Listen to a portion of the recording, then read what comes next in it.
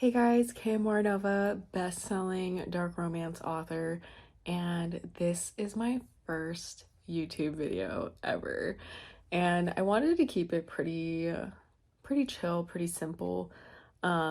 Basically, I am gonna just talk about a little bit of imposter syndrome because for authors, creators, pretty much anybody, imposter syndrome is very, very real and very hard to overcome, especially if you don't know how to combat it. So, just a little bit like on me, my imposter syndrome has been bad ever since I started writing, ever since I drew pictures. Like, I do all my art for my books, um, you know, because someone, will say, oh, well, it looks good. But in my head, and I'm sure you guys know exactly how this feels, in your head, you're like, they're lying to me.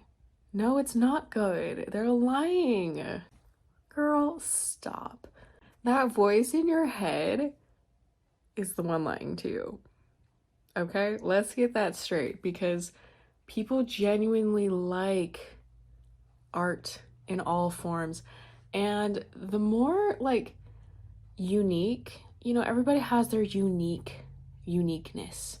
And I think that uniqueness is what makes us so conscious.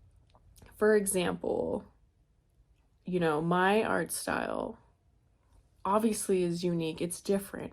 But I look at other people's art styles and I'm like, I want to, be where they are. I want to have that cool, tacky, whatever, because I like it.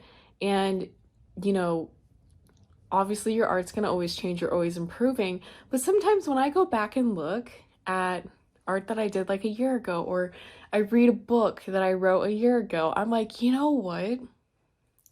It's pretty fucking good.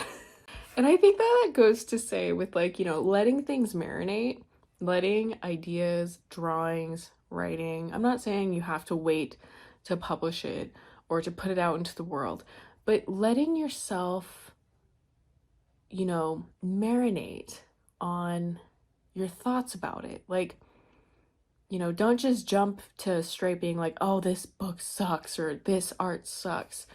You know, let yourself just do it. And then when you look back someday, you're gonna be like, I don't know what I was talking about. This is great. I did great. Like, and I think a big part of imposter syndrome really has to do with loving yourself. And that is something I've struggled with for a really long time. Loving yourself is hard. It's hard work. You hear people talk about it all the time. Well, you gotta love yourself. You gotta love yourself. Okay, but what does it mean to love yourself? How do you go about loving yourself, right? Because it's hard. It's not easy. It is hard work to look at yourself and be like, okay, who am I? Who is this person? And it really has to do with spending time alone. And a lot of people are afraid to do that because they don't want to be alone, because they're not comfortable with themselves. And that's a really sad place to be. And so I was there. And it took me a long time to finally get to the point where I was like, I got to figure out what is going on with myself because I'm not happy. And I'm achieving all my goals, reaching all these things, and I'm still not happy. I'm not happy with my goals. I'm not happy with myself. I have imposter syndrome. And when I took the time to get to know myself and spend time with me, like, who is Kim Nova? Who am I? That is when I truly unlocked happiness. And I got a little off topic here, but I'll have another video on finding happiness. But for imposter syndrome, I do think a key aspect is to love yourself. And that's pretty much all I wanted to talk about for my first video. It's not too long. It's just my first one. This is my first my little teaser.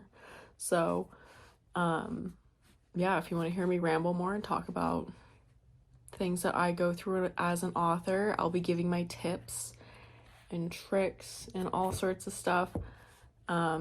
Stick around, my YouTube video. This is just the beginning.